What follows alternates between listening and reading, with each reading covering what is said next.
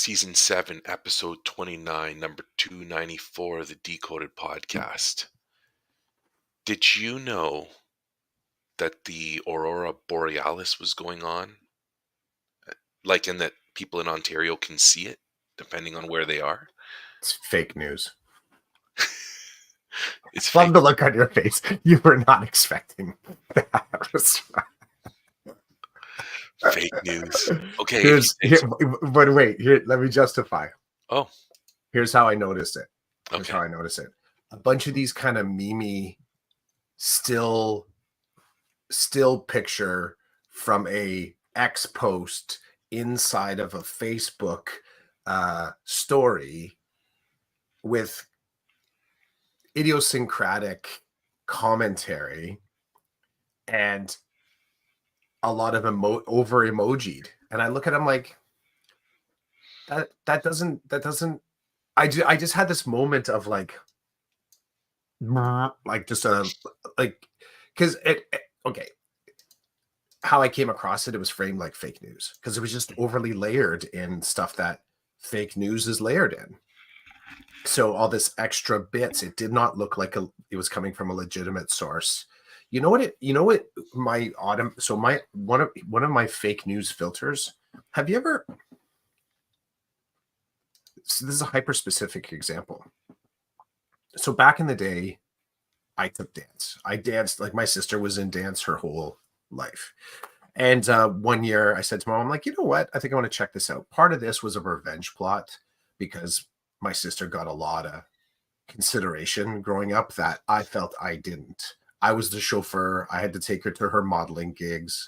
I drove her to dance, and it developed some low level kind of like contempt for my family. I bowled on Saturday mornings, and my bowling could be offloaded if there was another event. Like it's like they're calling their friends to come and pick up Chris. I realize I'm dipping too far into other stories, but here's the thing. I started to take dance and I actually really enjoyed it. I enjoyed it a lot. I took it when I was in high school, I was actually in a breakdance crew. And that came out of taking breakdance lessons. I loved that part, right? I had my cardboard, my Adidas outfit. I had all that stuff. That same studio I ended up taking jazz at as well, which was kind of cool because of my orientation and interest, to be the only guy in a class of 22. So 21 other 15 and 16-year-old females to interact with it's pretty stellar. Pretty stellar, right? That aside, so in the dance studio or in the dance studios I experienced, there's mirrors all around. And for me, because of my prescription, I had to really make a point of seeing, like looking directly at because that's the point, right? Like the mirrors are useful to the teachers because they can quickly see if people are not in the right choreo. You, depending on where you are in the room, you can see if you're not in alignment, especially if there's group choreo. So do you know what I mean when I say choreo? Choreography. Yeah, choreography. So Choreography, you can say it with whatever emphasis you want. So that was good. That was good. I do that to the kids sometimes. They're like, what word did you say? I said emphasis. They're like, no. I'm like, I said emphasis. And they're like, what is going on? What did I say? Choreography, but it's choreography. Yeah. That's cool. It's fine. Your words, my words. They coexist in this podcast, right? And there we go. We did a little bit of literacy decoding. So I had to really make sure that I focused on just on me in the mirror, because if I looked anywhere else, it was a little bit like being on a roller coaster for me. My eyes just didn't track well. But the thing that was kind of cool, and maybe you've experienced this in a different place. Did we shared the stories about going to the barbershop with our dads, right? Or you had a version of what that was. I talked about the barbershop from the point of view of going with my dad to like this dad kind of stuff. I think you talked about it from the taxi stand, like being able to go see him there with his other peoples and friends and connections, and kind of like, oh, so this is dad. What I'm seeing right now is a glimpse of what dad is when dad's not dad.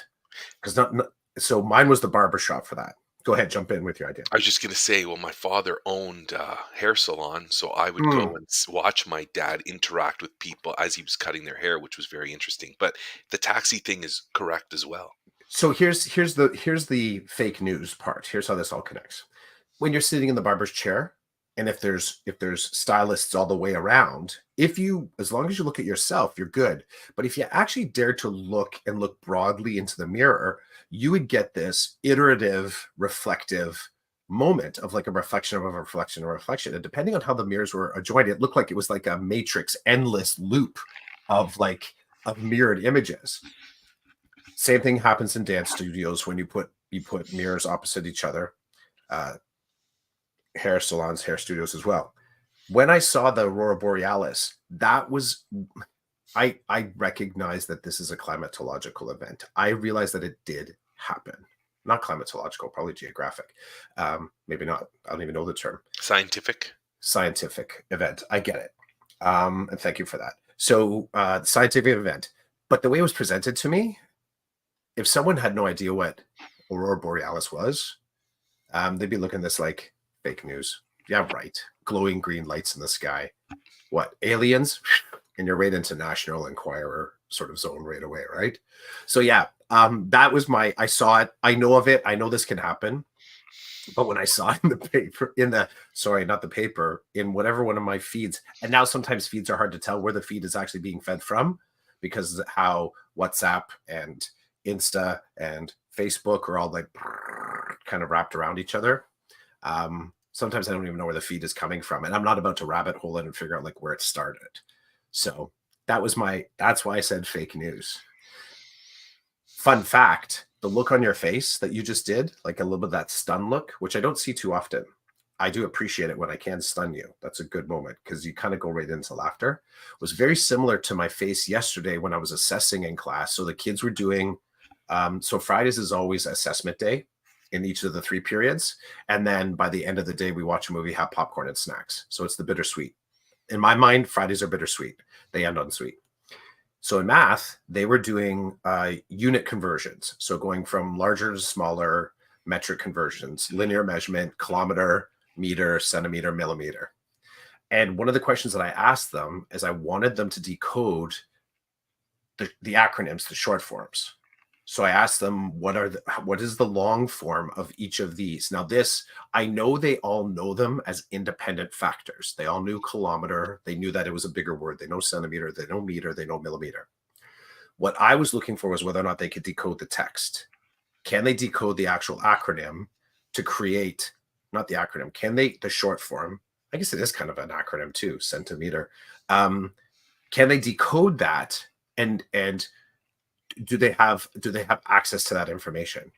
Now, for me, I asked them to do it 2 ways. I said, you're welcome to write it down because I always give them these little, those yellow Post-its lined.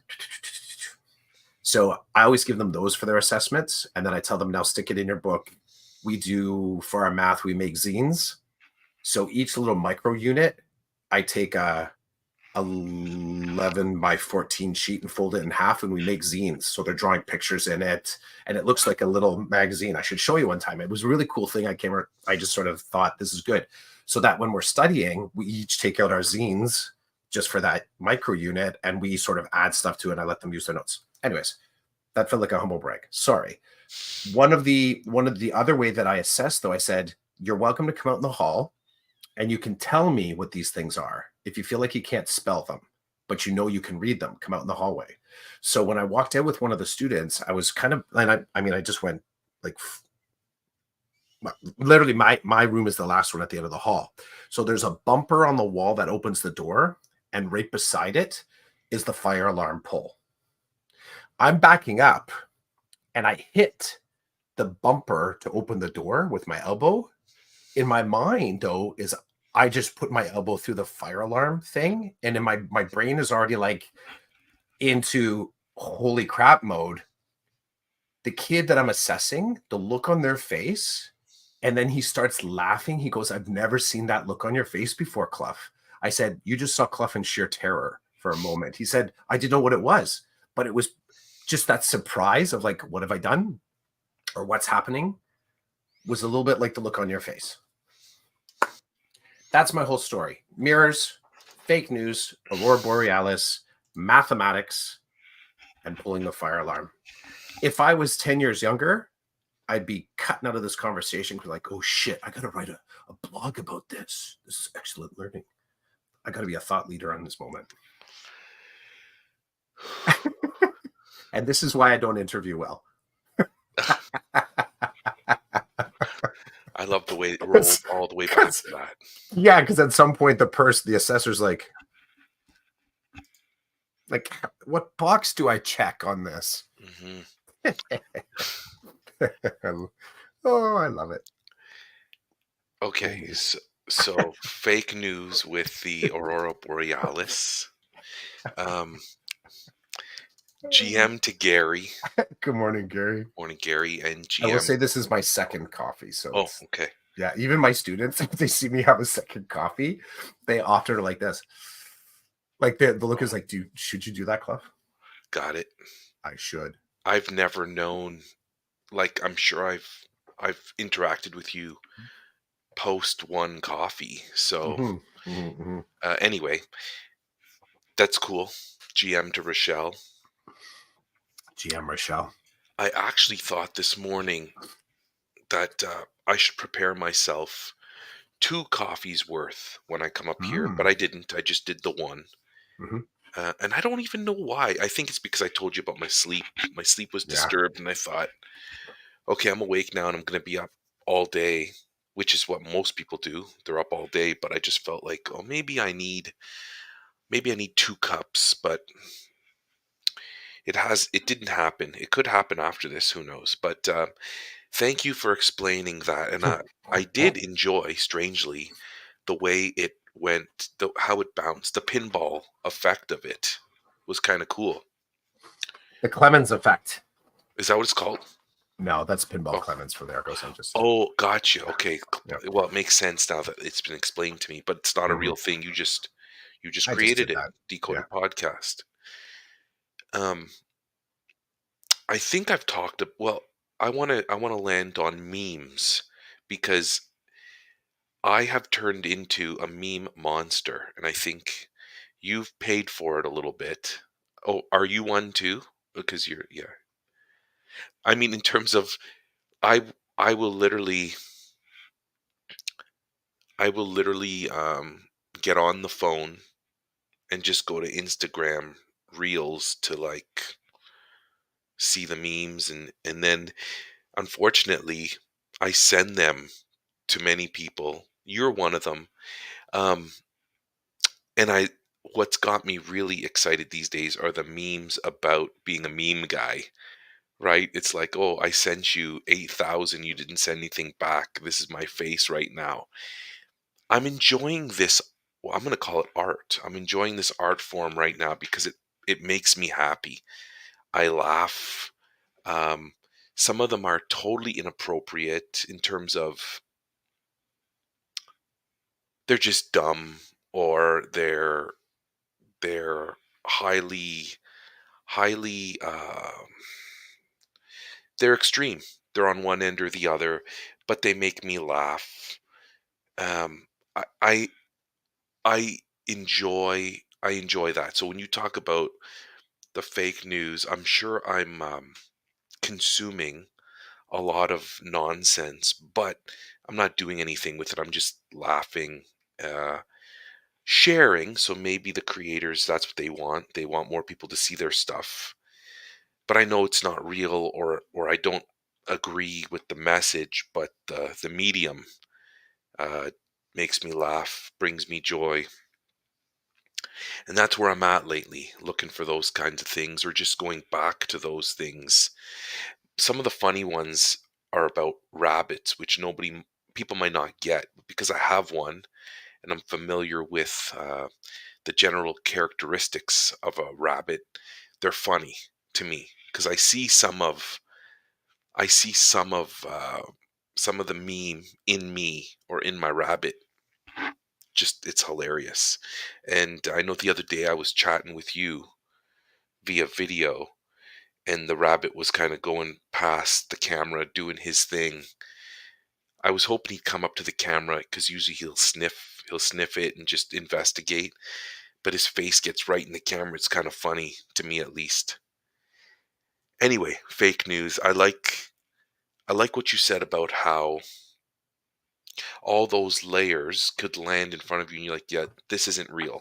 Because I know when I see something that's created with all these layers, it tends to be nonsense. And so I'm just not going to give it the time of day. And it's too bad that sometimes I people felt like take. I felt for a moment I couldn't. That's what actually happened. So it was an involuntary mental retch. That's what it was. I'm like, ugh. I'm like, maybe my brain was like, this is just, if you want people to, like, this is just where the algorithm makes things bad.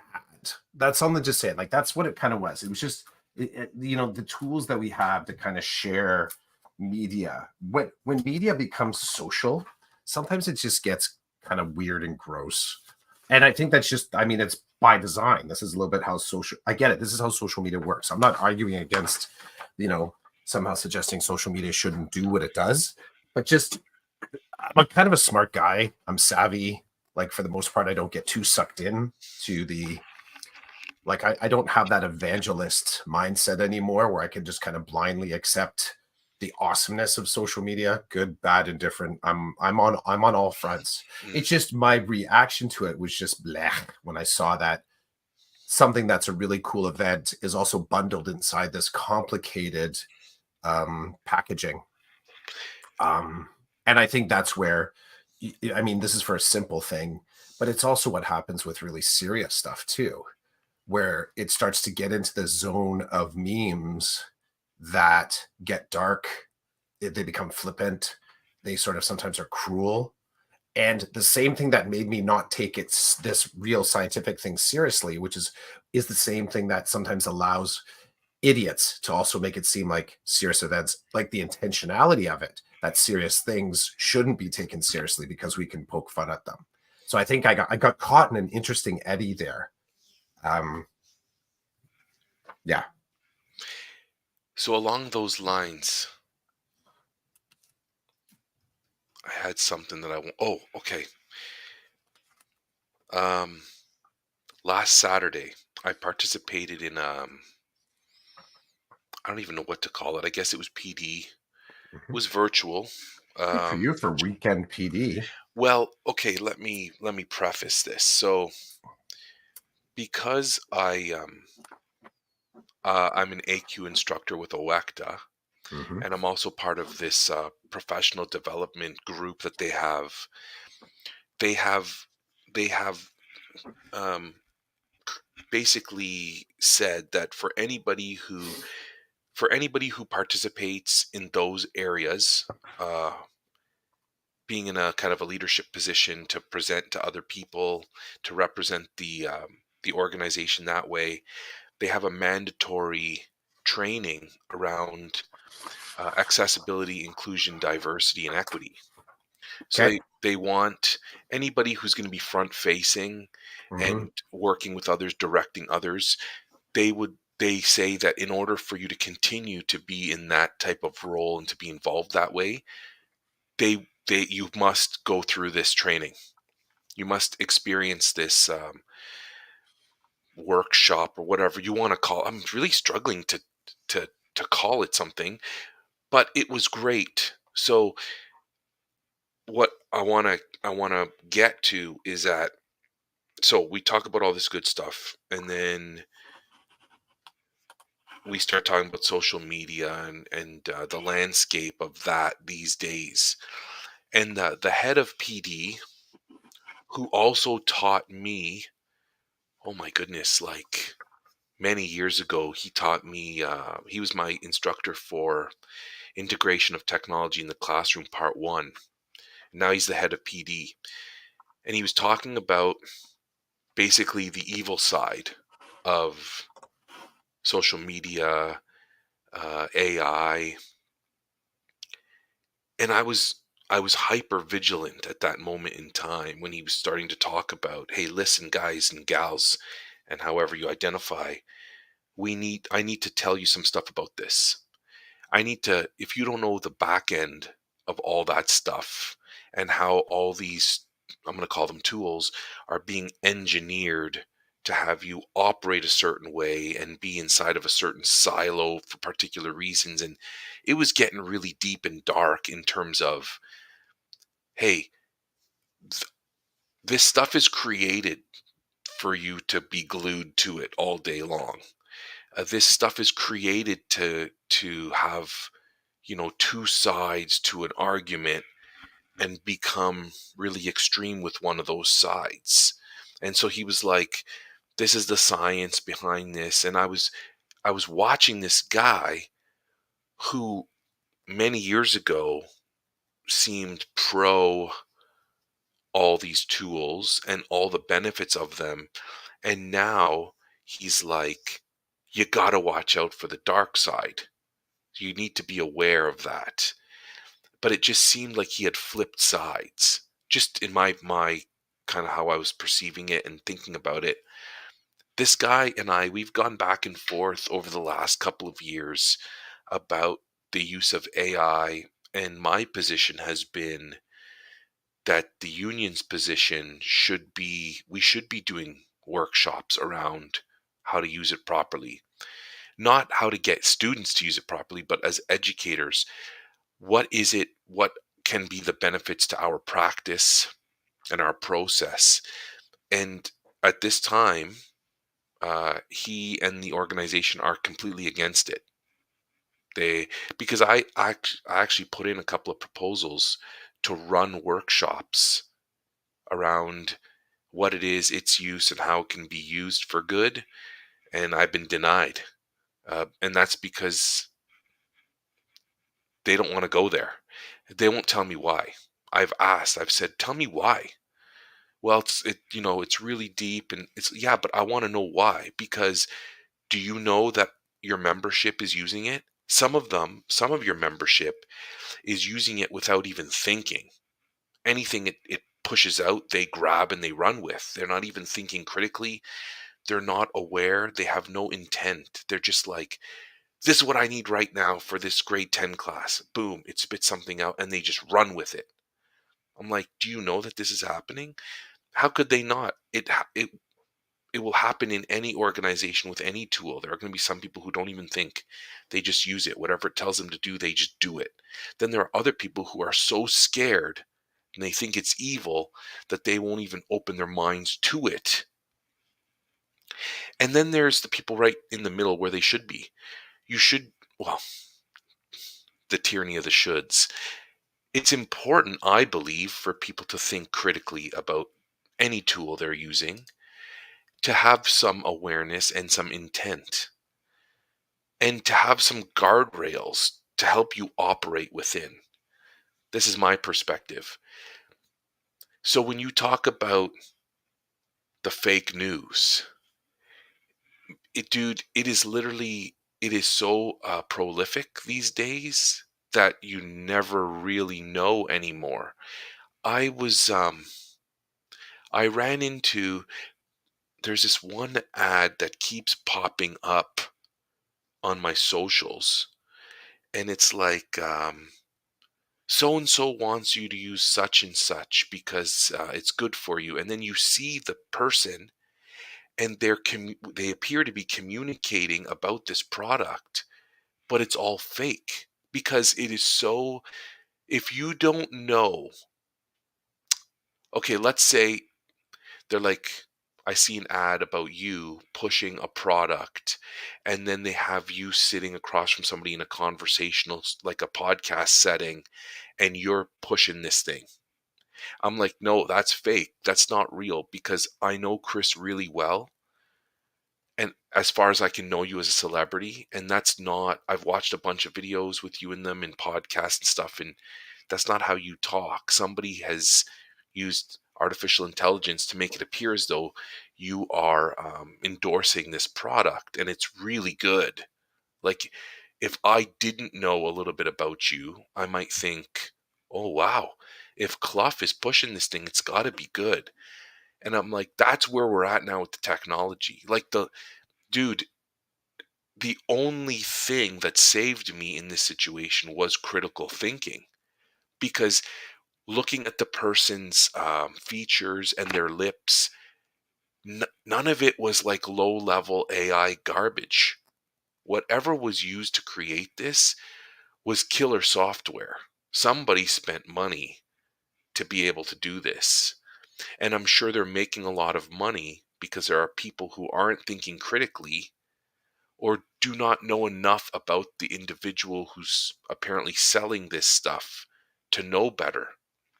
And that's not a poke at people, because if I'm not familiar with an individual, a celebrity, let's say, if I'm not familiar with their brand and I've not seen their evolution as a celebrity, I could easily be tricked. What would save me is taking some time to talk to people about this, asking around, maybe doing a little bit of research, but some people aren't going to give the time that's required for that these days. I was talking to you yesterday about a situation I had recently where somebody told me, "Hey, this is what I need from you to solve a situation." And I told you yesterday or the day before, I told the guy, "I don't have time for this. I'm not going to give this any of my time today. Just tell me what you need right now. And if I can give it to you, great. And if I can't, well, I guess then I'm going to have to pay for it. Literally, I'm going to have to pay for it because I don't want to give it the time." If I'm doing that with a serious situation with somebody that I know well, I most likely won't do any research when I'm watching a celebrity like Chris Clough talk about this this this teeth whitening product that you're pushing and saying is fantastic. Just give me $40 and I'll send it your way, right? Um, what's exciting about all this, what's exciting about you talking about the fake news, is that I have friends like you that I can talk to about this stuff, and that I do spend time having fun with and researching the different ideas and different people so I can learn a little bit about it and I can think a little bit critically about it and kind of move in that direction.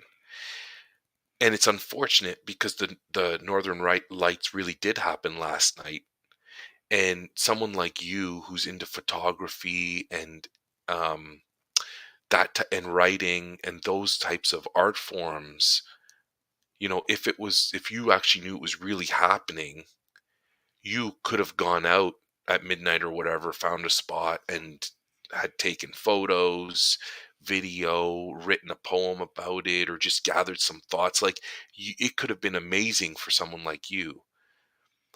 But maybe what you saw was this memey, fake news looking, because fake news does have a kind of template to it, as you described to us.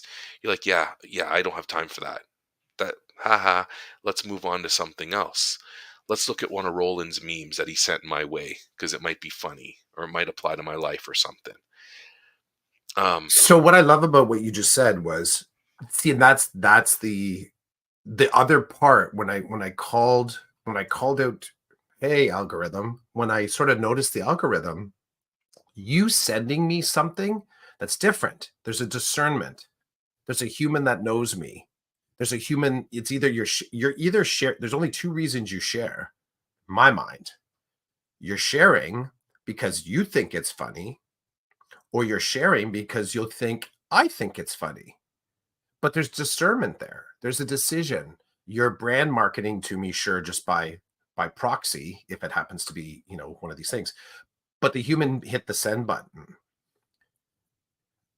Some point within that Aurora Borealis meme that I saw, a human did hit send. Maybe. At some point, a human created a bot that could create the stuff and hit send. But the intention was for it to broadcast out to as widely as many people as possible, not to target. There's not that particular one. There was no micro targeting in there because there's nothing in my feed where I ever go looking for Aurora Borealis. So this is just something that randomly, actually, what it was it was clickbait, right? It was that front line recon that AI can do now to see if it is of interest to you. And you click on it it sets up another bucket, another category that the algorithm can now dump stuff into it or dump stuff into your feed. Yours is truncated from that because, and like, you sending it to me is better micro targeting than an algorithm doing it. It's also the thing that can be an absolute betrayal if somebody does it in a really harmful way. And we know this about bullying. We know this about large scale kind of like um, large scale attacks that can happen on people where they actually are targeted by people that actually do know them. And it becomes really terrible. But again, when I see that come up on my feed from you, and you are, self-effacing about it, even sort of calling yourself out as the friend in our relationship that will send 30 to my one. Um, so the fact that you are a meme unto yourself, which is kind of funny, right? You're accepting the meme almost as stereotype, right? And sending it along to me like Clef's gonna laugh at this. Clef's gonna laugh at the meme and laugh at me for being the guy that actually, right? It's that mirror again that we were talking about at the beginning. The idea that you can sit and it becomes this kaleidoscopic back and forth. It becomes, it's funny. And the thing about mirrors is that there seems that there's depth to it, but there's not. It's still a flat surface. And I think that's what becomes mesmerizing about these things. It's still a flat surface. The depth we don't understand because the algorithm behind it. So you keep sending them to me. I love them. And some of them have actually, some of the things you've sent me have created a impulse in me to actually follow the creator. But I've never come back and ever shared anything that I found from that creator back with you. I'm just hoarding it for myself. I'm like, okay, cool. He's introduced something new to me, and now I kind of like this creator. I mean, um, uh, V Gary V was sort of like that. Jocko Willink was a little bit like that. Goggins was a little bit like that. These people that Neistat. And I'm trying to think what the other dude's name was that I liked for a long time. The South African dude that was good friends with Casey and what was his name? That he has the Dan. brew. Dan. Yeah, Dan what? Um, Because that I don't. yeah, but those were some of the things that we kind of bounced back and forth. So those memes led me to sort of interesting places that I still appreciate to this day. I'll go back to those spaces and check out the content. I just, I think the if we're now in a space where I like that that we randomly landed on AI, because I feel as if these conversations are just not occurring at all in my spaces at all, not at all. And you know when that occurred to me? That occurred to me. You wouldn't know this. That occurred to me when I was using AI to help me put together a part of a proposal for an event that I wanted to hold. And as I'm using AI to help me sort of sculpt an idea, I stop for a moment. I'm like, all right, I haven't actually talked with anybody professionally about this in a while. We started at the beginning of the year. There were some teachers that were interested in it. Um, nobody at the time generally wanted to talk about the tool as a tool perspective. But I know right now, because I've heard little whispers of some of the teachers in my school using AI tools. The big brands, using some of the big brands. And just kind of talking about it as a matter of factly. And it's funny that doesn't seem dangerous, but the open conversation about using it somehow seemed dangerous. Like somehow it's become ubiquitous, but we haven't done any of the legwork to actually strategize to get there, which maybe is cool. Everyone just kind of experimented on their own. Everyone incubated all by themselves, but we never had a collective conversation around how do we do better using these things. Well, and In I think my jurisdiction, like where I'm at in York region. we should be having those conversations. That's why I brought it to my union to say, hold on here. Like, we're still talking about classroom management and how to properly teach numeracy. Those things are important, 100%. But people are using AI to move in those directions. So they're letting machine learning and these large language models that have been pumped with information, they're using those tools to help them teach numeracy. So it's like, shouldn't you know then? Shouldn't you have some awareness? And the answer is no, we're not going there. And they won't tell me why. So obviously, I'm making an inference that going down that road is going to harm teachers, not help them, or else the union would be all over it. There's something going on, and I don't know what it is. I'm not at that pay grade. I don't sit at those tables, but they must think that this is detrimental to the profession, or else they'd be pushing it. Hey, Gary. Hey, Miss K. Are you using AI in your practice? I'm sure that they will get to us. There's some things here. Yeah, yeah. Okay, so Gary says that he also attended an interesting PD session on altering the way we teach critical thinking and to engage more in lateral critical thinking to help students discerningly navigate social media and the internet. Gary, I'm wondering, are you talking about integrative thinking? That sort of like movement? I'd be curious. And again, interesting's loaded. I'm not a fan of the word interesting. I almost think that's fossil fuel, right? I can take it at face value. I can literally take that at face value. I think I'm using that in the correct grammatical way. But I also find sometimes interesting is euphemism. Might not be. I don't know Gary well enough. Interesting to him might be point blank. No, it's interesting, as in there's something connected. I don't know. But I would love to know or see or hear about what the resources were in there, because I feel like lateral thinking, my board's been talked about for a while. Yeah, we had a whole, I think, an integrative movement a couple of years back, and some people are still using the tools, but I would love to hear more about that. Well, hopefully he'll drop a little bit more. Rochelle said that at the April staff meeting was basically all about the system policy, etc., about AI. I'm happy to say that I sit at that table in our district um, to talk about how do we help our teachers move in a critical thinking direction, and how do we build guardrails for people. Um, and they're really running with it. So our district is really, they've put together a lot in a short period of time around policy and procedure with respect to generative AI. Is anybody talking? And I know I'm really looking forward to the dissonance of you being, you're like, I'm looking forward to I'm looking forward to season 7 point whatever, or season 8, where we start talking about what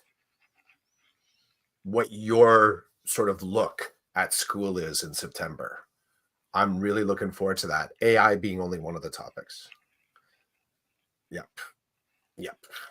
I'm looking. Awesome. Let's keep that on the front burner. Gary said a little shift from the way we critically thought about traditional sources. Again, like the other day, my son is working on some content in a course, and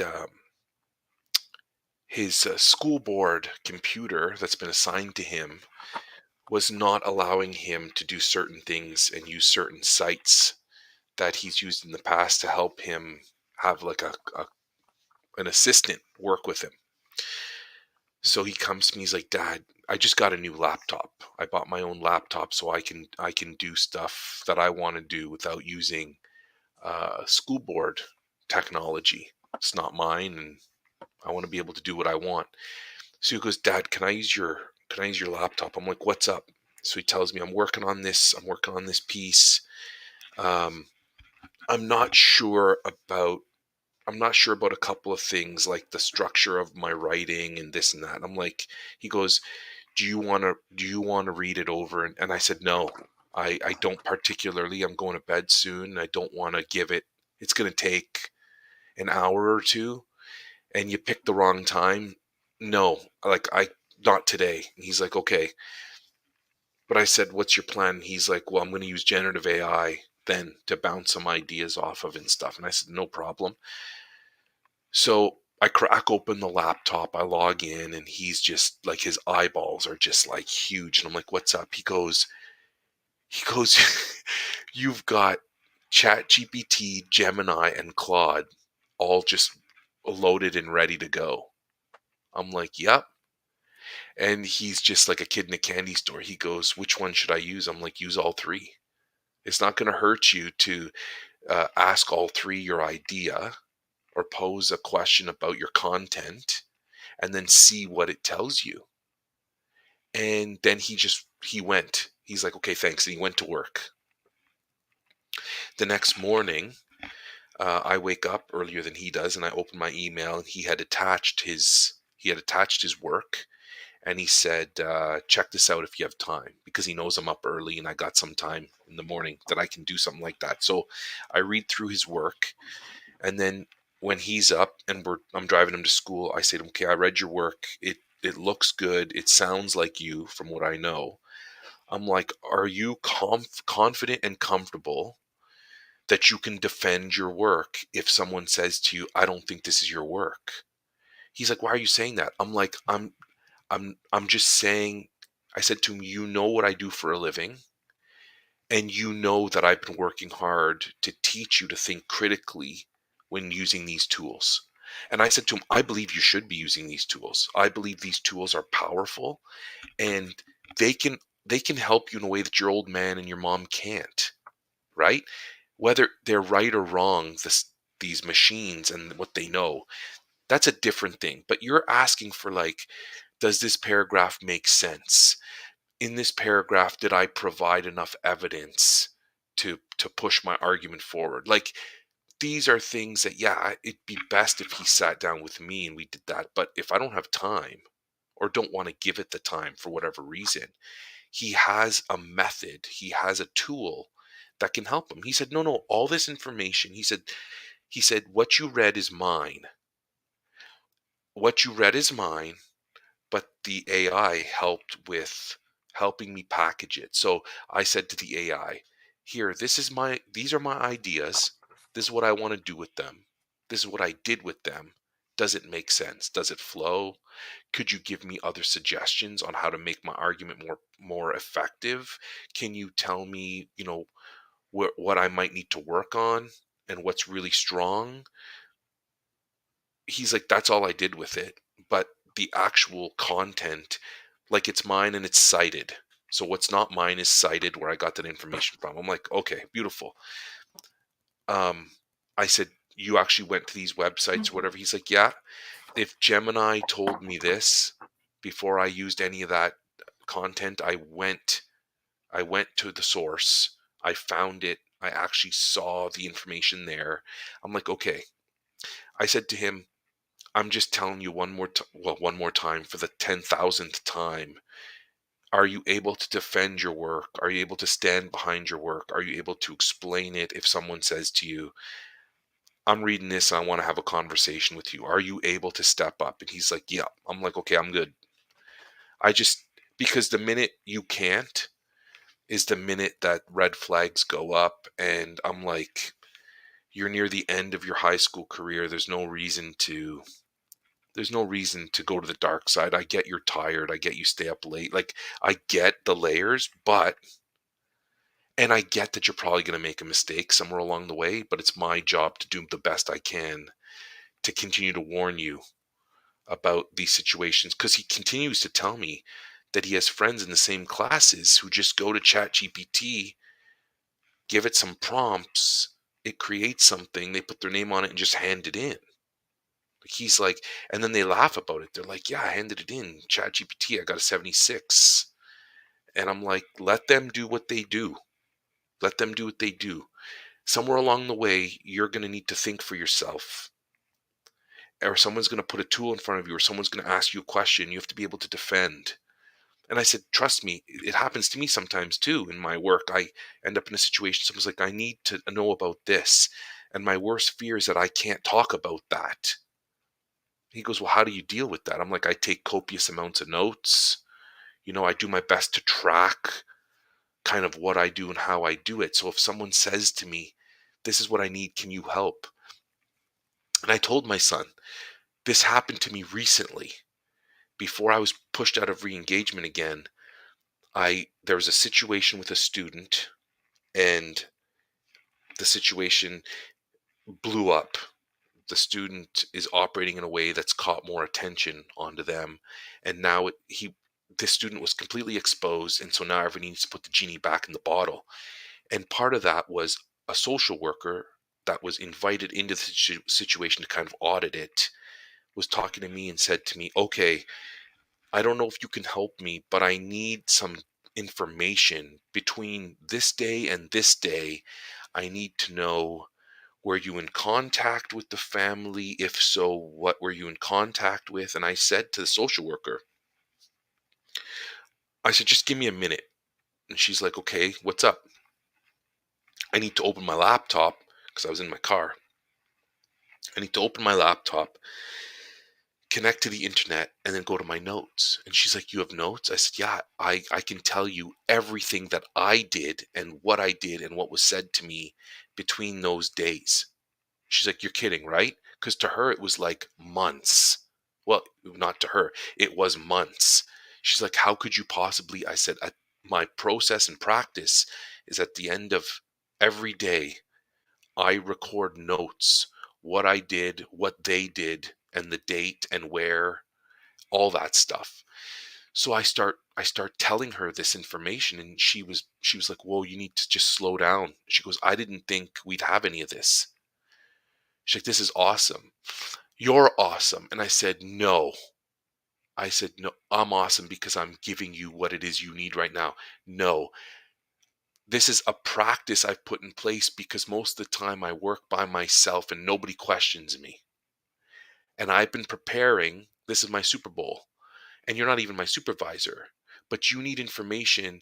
Because I said to her, just imagine what happens when you go back to the powers that be. You're like, I got nothing. I can't answer any of your questions about this day to this day. Well, did you talk to Roland? Yeah, he's got nothing. What do you mean he has nothing? Right? Like, all of a sudden, then the student is no longer the issue. I become the issue. And I'm like, no, I'm not the issue. I'm here to help. My kid's looking at me like, that's nuts. He's thinking of the amount of time and work I've put into my practice. I'm like, no, kid, you build a process and you build it in a way that if somebody needs something from you, if you need to justify your existence in a certain realm, you can do so with ease. Discipline equals freedom is what Jocko says. And I said to my son, what I built, the process I built, when I was asked for that information, I was not sweating bullets thinking, oh my God, I don't have any of this.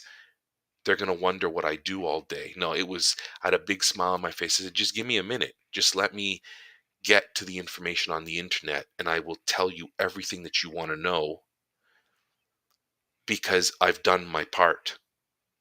And I said to him, it never ends. Whether you're working at Lowe's and somebody asks you to stack a shelf of stuff and then they come over to it and it's not there and where have you been for the last hour? What have you been doing when all I did was ask you to stack this stuff? Like, it happens all the time everywhere, and we don't always win. I'm sure if somebody said to me, what happened on this Thursday with this kid, I might not have the notes that I think I have, but my practice is pretty solid. But it's the discipline. So I'm trying to teach him. I say it's the discipline. It's low hanging fruit to put your prompt into Chat GPT and just keep adding prompts until you get what you think you need and hand it in. And then somebody says to you, I'd like to talk to you about this. And you're like, I don't know what you're talking about because I don't know it. I just asked it for a bunch of stuff. It gave it to me and I put my name on it. I'm like, that's it could happen because he's a kid.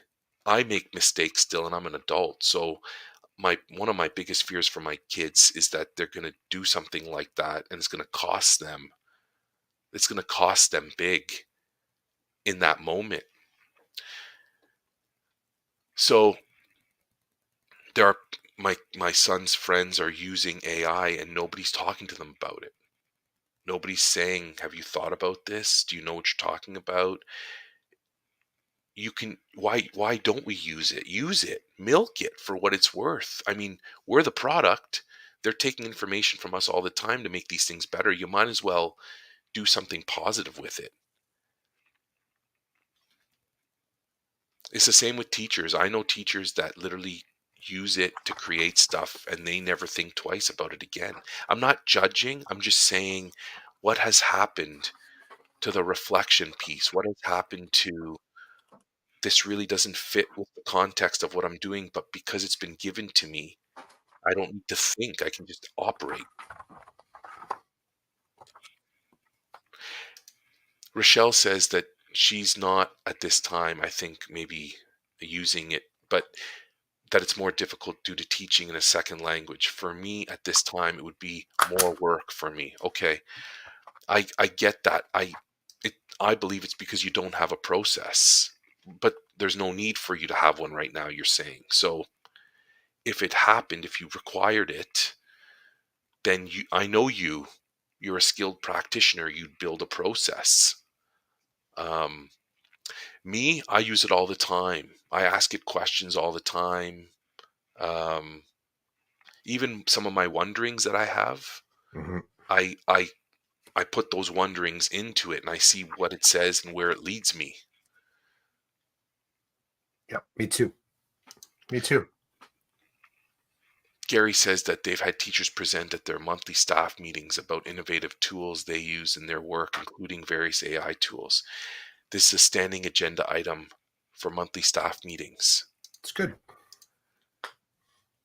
Reflection is key. Reflection is key, and there's AI to do all kinds of things now. I would challenge that as Which long one? as This one? yeah, as long as Gary, I feel like I'm leaning on you a bit today. I agree. I agree as long as it's action-based reflection. Be careful of the kaleidoscopic effect. Sitting in the barber's chair, looking at the mirrors, that's reflection too. That bounce back and forth and forth and forth and forth and forth. But it's an illusion. It's a flat surface that gives you the um impression that it has depth, but it doesn't. It's just light bouncing back and forth between two flat surfaces. And I think that reflective practice can get caught in that exact same eddy if it's not interrupted with active use of AI. Even people that fundamentally disagree with using AI need to use AI to understand what it is they're actually disagreeing with. So I think the reflection, I challenge it only because I've met reflective practitioners that have very little active experience. They don't. They have a reflective practice. They have an opinion, but it's not informed or shaped by their own experience in all cases. The difference between reading the book and living the book, right? So, um, and for some people, that's a really unsafe space. They don't want to have it on their computers. They don't want to have it connecting with them. I get all the sort of I don't feel safe doing that and learning about that, but I will talk about it under this kind of context. I get that. But as long as people that are sitting, as long as that standing item doesn't spend an exorbitant amount of time in worrying, right? And again, I want people with active experience leading the conversation. I do. I want people that are actively using it. I want people being able to stand up and say, I'm using this. Here's why I'm using it. You can judge whatever. This is what I'm doing with it. Um, and in our board, there's some confusion around permission to use AI tools. AI tools cannot, students are not permitted. You cannot enforce or ask students to use AI tools, nor can you specifically ask them to add on AI tools. Apart from apart from Well, no, like if it's you can't even really ask kids to download apps because we have a whole list of digital tools that our board has approved of and not approved of. And they're color coded in our board just to kind of keep it simple. So we have red, green, yellow, and I think there's purple. There's another one, and there's a whole list of what that means. But red basically is like you never use this. Students will never use this. And the primary culprit there is because it asks for personal information in order to be used. And then as the colors move towards green, it becomes more permissible. Green ones are ones where the board uh, has a privacy handshake with these apps, so they say it's fine to use, and we don't have to have any extra sign-offs for it. Um, I think the use of AI is a separate conversation, but it ends up getting drawn into the same space of cybersecurity, and I don't see it as a cybersecurity conversation. There's a whole other TED talk I could do on that. But I think that would be the challenge I would put to anybody talking about it, that if your PD sessions are constantly rooted in AI via cybersecurity, you're going to have a hard time ever getting to the conversation of AI as a tool that should be loaded onto every single student, neurodivergent student SIA equipment, because it is a real tool that a kid who thinks divergently, either by that's how they're built or that's how they learn, it's a very useful tool. I like it. So standing item is users demonstrating tool and use. Yep. The embedded AI stuff is an easier conversation because we've been using AI for ages. You have predictive text, that's AI.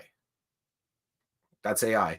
There's very low level machine learning going on because if it's a closed loop, that means it's not accessing large language models, right? If it's a closed silo, all it has is it's been preloaded with Webster's dictionary to tell you what the next word could be. Predictive text also can connect with the internet, but the ones that are loaded onto SIA equipment tend to be a closed loop, as in it just has encyclopedic knowledge, 2 gigs of information loaded onto a computer. It's where we talk specifically about being able to wander the internet with AI tools. That is a far more interesting conversation for me, because the future of teaching is already there. We're already walking these forests. We're already walking these landscapes. We're just saying that, oh, no, don't grab ChatGPT to let you know if you're on the right track. Let's use this other tool, more cumbersome, less effective, less vibrant, and less interesting. I also participated in, so my buddy Joe Marquez out of California, he's doing he's doing a series on YouTube called Summer with AI. And every week he's doing like a 30 to 60 minute live StreamYard, like what we do here, about different AI tools and different concepts and ideas.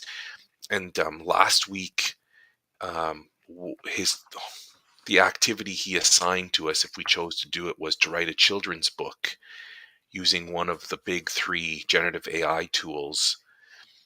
And I did it, but I also bumped things up by using text to image generation and then a song generator.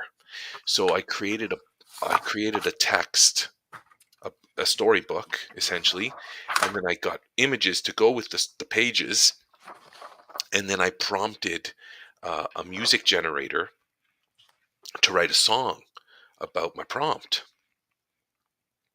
Now people might be like Rochelle might be like, what the hell? Who cares? This is fantastic because in a matter of, I would tell you, no more than 30 minutes of my time, I was able to use the generative AI to create for me a short story about a multi-language learning student new to Canada, and an experience he had, in the style of Robert Munch, is what I asked the generative AI to do. So if you read my story, well, I call it my story, it was generated by a large language model and then edited by me. It does read kind of like Robert Munch books. And there are images to go. I got images to go, and then I didn't write a song. I prompted AI to write a song. So imagine, Rochelle, I'm working with my grade 2 or grade 3 students, and I'm like, "Hey kids, today I've got a story for you. It's on the Bright Links. I'm going to read it to you. And then at the end, we're going to learn a song about this idea, about this story." This was it's a motivational story. So it's about a boy named Rami from Syria who comes to Canada, can't speak English, but one day on his way to school, he finds a magic berry and he eats it, and all of a sudden he can speak English. So he goes to school and he kind of shares his gift with everybody, but then near the end of the story, it um it's present the idea is presented that it wasn't the berry that got him to become a magician with English, a genius English language learner. It was his ability to be open and to share. I was like teary-eyed, and it's like this dumb machine basically wrote this, and then the song is hilarious because it's totally connected to the book. And as you know, your primary teacher, we're modeling all the awesome things about reading to our students. They're hopefully engaged with a story that connects to them, because the idea for this book came from the idea that there are lots of multi-language learners in our classrooms these days in Waterloo region, and so you want to connect to those kids, right? You want to be culturally responsive to them and their situations. It's highly engaging. Like I said, it's in the style of Robert Munch. Lots of energy in that reading. There's art to go with it, so you can visualize what Rami might look like and his experience. And then there's music, which we all know. Um, Music is another way to reach people. It's also fun for a lot of kids. I know for me, I'm not a big music guy, but it's not for me, it's for the kids. Under 30 minutes, Rochelle, and I probably could turn that story and create a bunch of activities connected to the curriculum to cover a week's worth of stuff. Curriculum coverage. Like, I'm not going to get into that nonsense because I don't want to go there. What I want to say is, in under 30 minutes, I used 3 tools to help me create something. My time was well spent. I didn't go to Teachers Pay Teachers and pay for something. And I created something that is totally connected to the ideas I had in my head. That's friggin' powerful. Now I've got that book. It's kind of like in my Google Drive, and I'm more than happy to use it under the right circumstances and to share it with my kids. Wouldn't it be amazing if every time me or the kids and I built a story like that, we take it, we stick it in D2L under, a digital reading section, and we just keep accumulating them. Like, there's a number of amazing things that can come from that. I spent 40 minutes in a workshop, and I was open to learning about it and to understanding these tools. Okay, so, Rochelle says that in this case, she could see herself operating in that way. There needs to be purpose. There needs to be purpose.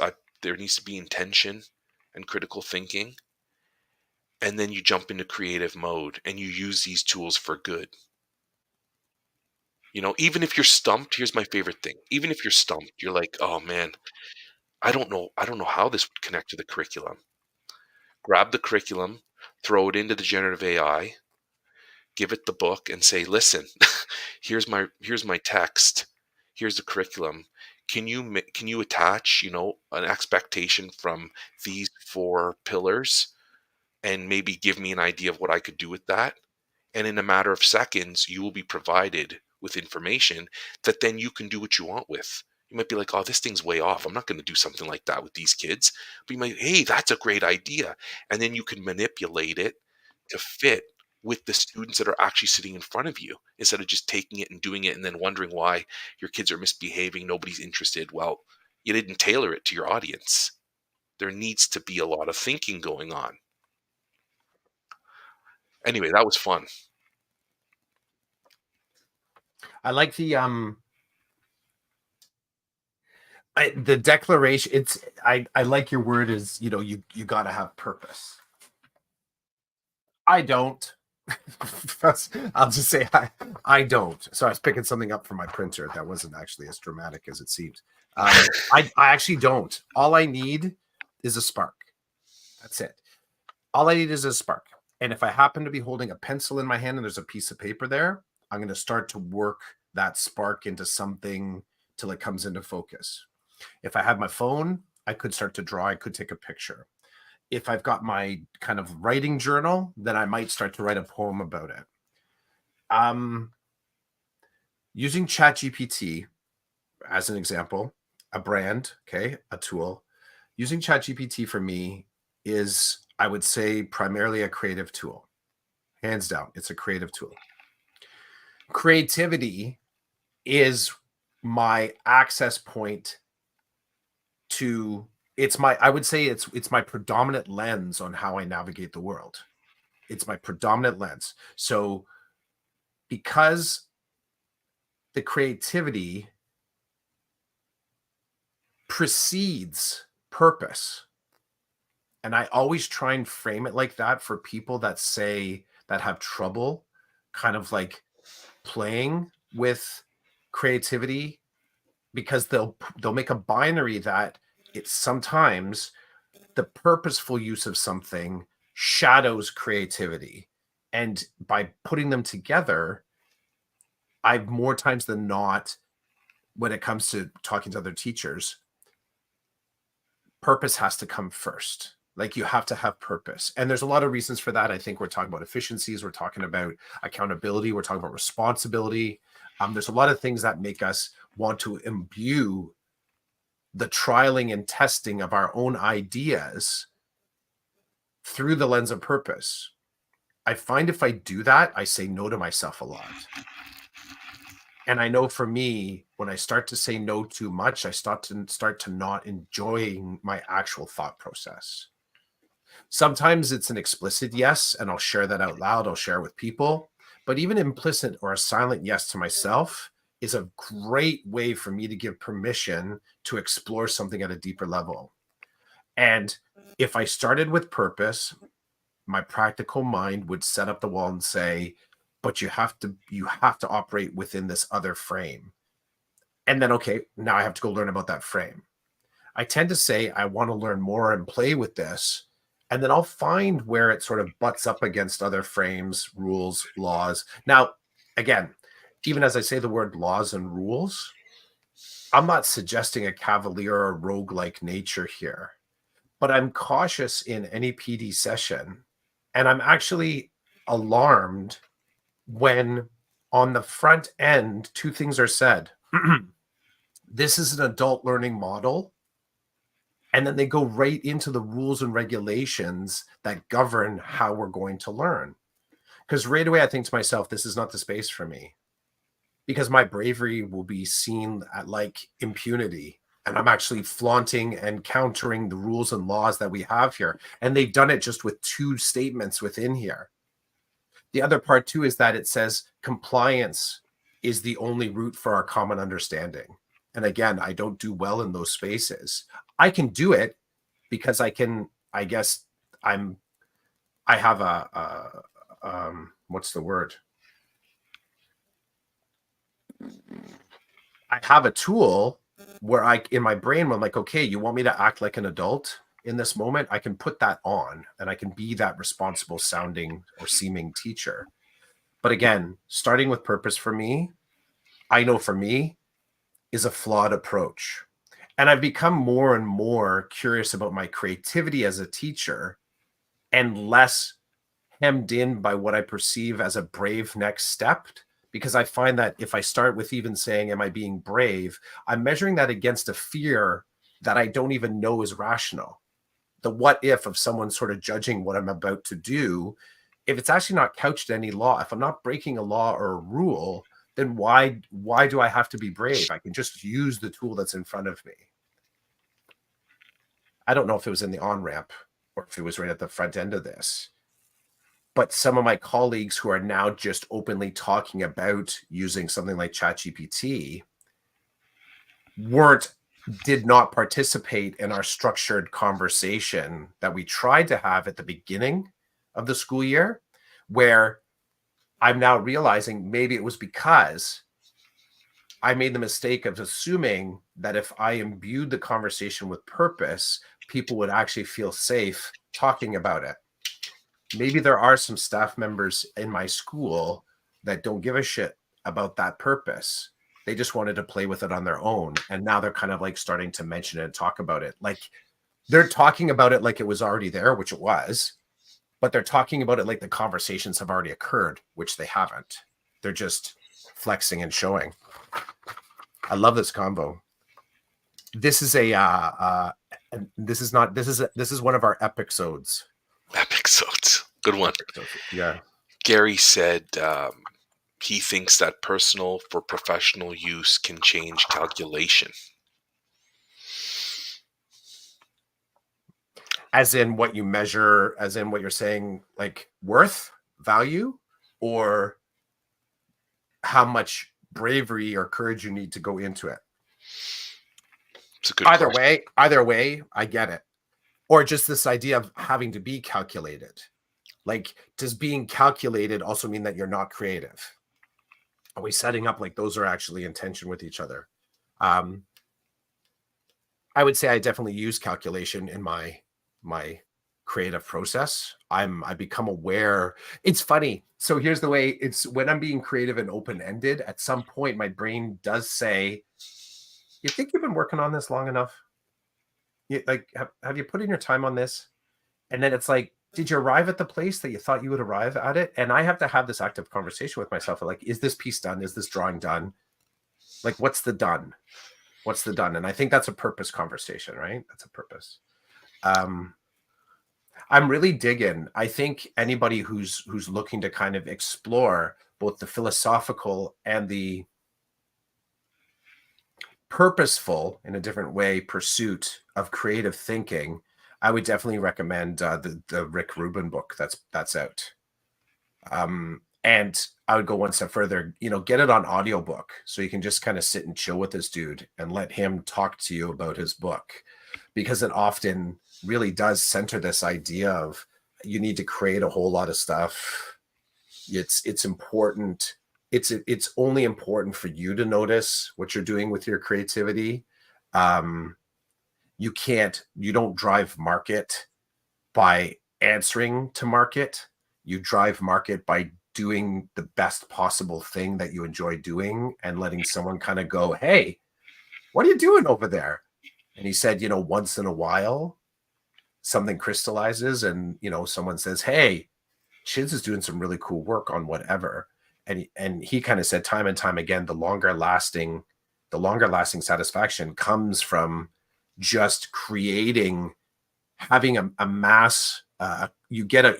Everybody has a different critical mass of creative things that they need to put out there until someone kind of goes, hey, what the hell are you building over there? Like, it can be that simple. Like, it's really cool. The art of, I forget, it's the art of something, but it's Rick Rubin's latest thing. Rick Rubin, big music mogul, worked with Jay-Z, other artists, like just has a really cool kind of vibe. Yeah. So I didn't know who Rick Rubin was until he started popping up. Like, I didn't know and didn't care. But then I saw him with Rich Roll on his podcast, and now there's clips of him talking about what you just said, the business of just create to create. If you're creating with kind of an end goal in mind, he's like, you might not end up creating something that you really are good with, because it's kind of soiled. These are my words, in a way. Starting the process off in a way that won't maybe allow you for full creativity. And then because I didn't know who he was, I looked him up and I'm like, wow, like he has consulted with many musical artists from all genres of music, not just one.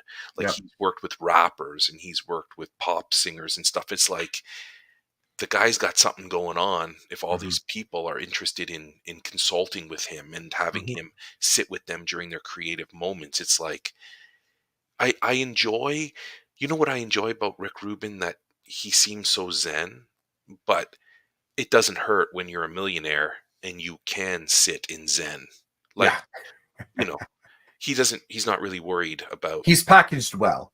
I mean, to look Yes. at the dude in his in his technicolored sunglasses and his Yes, long his blonde wispy beard. beard, shorts. He walks around in bare feet, t-shirt, shorts, bare feet, sitting cross-legged in a minimalist kind of a space, hair going out sideways, and he's just talking to you like this, and Mhm. he's presenting his ideas, and you just, what else do you want to talk about? Like there is something very nicely packaged about it, absolutely.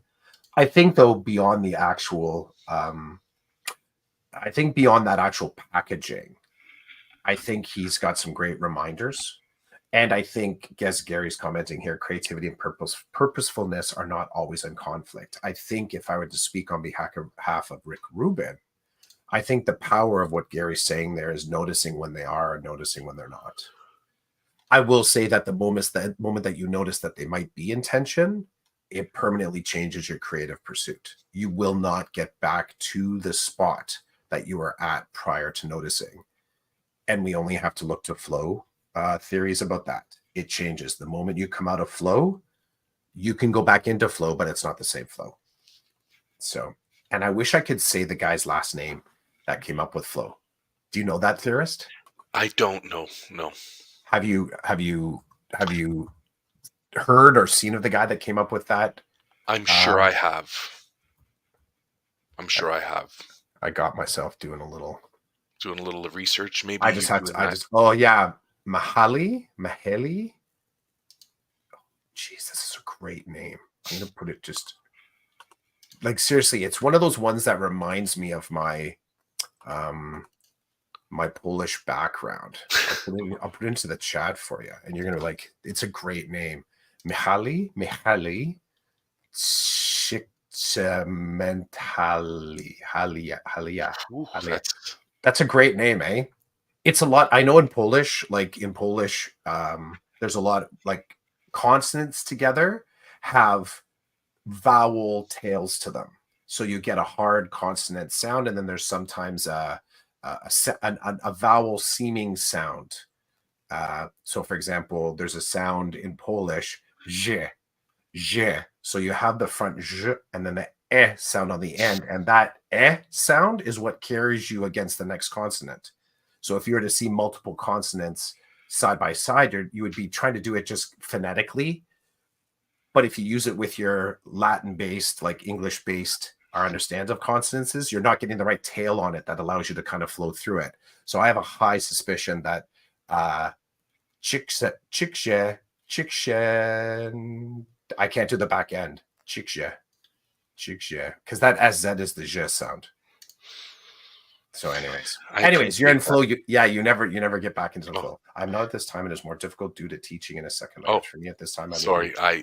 That I had scrolled up. I want to just drop. This is what I was trying to get to.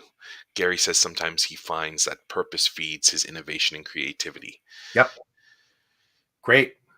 And I think everybody has to have their own kind of operating system toolkit. Um, and whatever declaration somebody has of innovation and creativity, I always start with relative to self. So this is innovative for me. This is creative for me. This is purposeful for me. And I think it goes back to what Rick Rubin said. You operate within that space, you generate a lot of work or products, and then somebody else, it's up to them to sort of say what that art is. That's really what it comes down to. I've had great conversations with poets and photographers that even playwrights that really they once they're done with their creative process with whatever the piece is, they really don't give a shit what your interpretation is, because that's for you. That's you using your creative process to understand somebody else's creative process. And there's no universal, there's no standard universal translator for to sort of speak to debate between two different people's creative processes. They're so highly specific. You almost need there's no neutral ground, because if you were to take, you know, it's the fact like there's art out there, just as there's art out there that looks like someone would say that's a piece of shit, and someone's like, okay, that's your opinion, but Hmm. the person that created it feels entirely um consumed with like creative juice. That took them a lot of creative juice to come up with that. Um, I would almost caution that anything that results from a creative process that is easily digestible by the masses, that's kind of problematic because we're setting ourselves a standard to say we can only be creative if a lot of people agree with our creative practice. And teaching is rife with that kind of mindset. I can only be right as a teacher. I can only be innovative as a teacher. Maybe this is a good kind of like, careful out there, kids. I can only call myself creative, innovative, and purposeful if my peers agree with me. That can be a pretty scary place and can sometimes kind of keep people from actually speaking up and sharing. This idea of peer review, and sometimes peer review by individuals that have no grounding in the fluency. But we're gonna empower them with an opinion. That's one of the cool things about this podcast. There's a lot of cool stuff. Our podcast, like you and me. Yeah. Yeah, absolutely. Rick Rubin, watch out. Hey, let's put together our money and see if he'll spend like 20 minutes with us to consult. Because he could watch any episode and be like, "Oh yeah, for sure you guys are not doing this for any other purpose other than for your own learning." We Because are. And if anybody ever noticed that, no one has asked us that in a while. No one's asked me that for a while. Like, why are you doing this? I don't know if nope. that means we've arrived or it just becomes like dangerous to ask. Again, back to where we started. I don't interview well because guaranteed if you are interviewing me for a job at your school, I'm taking into account that I've done 294 episodes about education and you're actually in my world right now. I'm not in you're in my world right now. I've done well over 400, probably closer to 500 hours of discussion about how life intersects with education. So Rick Rubin would vibe with that. He would definitely vibe with that. And I only say that, right, because we say 294, but episodes on average are an hour plus. So And just before we go, Gary says, agreed, understanding one's personal creative process empowers one to be brave. love it. Your art for today? Hey,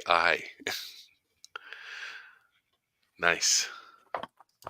I have to add something to it, I realize though. Oh, do you want us to wait or no, we're shutting it down? It's totally you can do how you flow, bro. What's your flow? I'd love to see what you're adding, and then I'm Okay. happy to. Okay, watch this. I think this is probably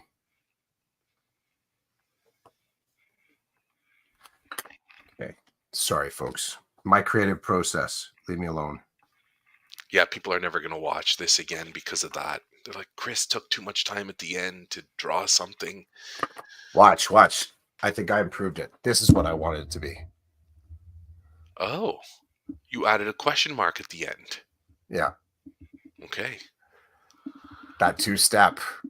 Check it out. And then like, oh. Creating a question. I like that. Awesome. Thanks. Okay. Thanks for your time today. Thanks for you too, bud. Gary, Rochelle for commenting, jumping in on the conversation, and anybody else who checked it out. Thanks for hanging out. Chickson Mihaly. Chickson to Mihaly. Chickson Tahali. I'm going to work on that. You're welcome, Gary. Yeah, Gary, thanks for spending time. This was season 7, episode 29, number 294, the Decoded Podcast. Enjoy your weekend. Happy Mother's Day to those who celebrate. Mm-hmm. We'll catch you later. Peace. Peace.